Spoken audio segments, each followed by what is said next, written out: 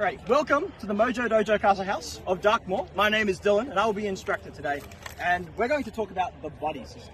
We talked about this a little bit last week, but we're going to talk about it again because I think repetition is the key and it is the first step in getting it to that point in your fighting ability that you can coordinate work together as a unit.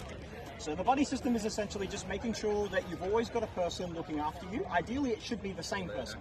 So it's the sort of thing where in Darkmoor, we all are very familiar with each other and we all can buddy up together. But ideally, it's best to have the same person. So for example, Ash is my basically full-time buddy. Right?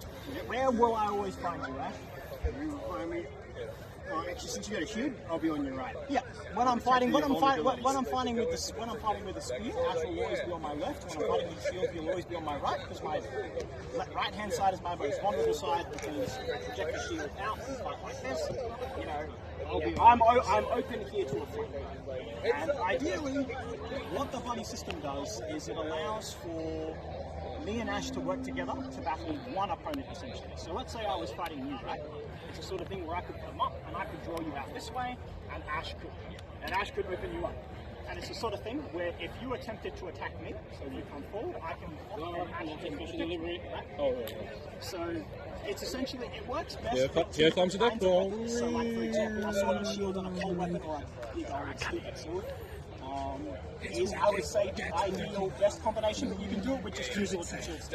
So I think the best thing to practice going into the next round is just finding a buddy and sticking with them. Sticking with them thin and thin. When you die, you go to respawn, you run back, and you find that person again. And you're always on their right, or you're always on their left. And it's the sort of thing, right, where Alex, if you can step forward a little bit and hide your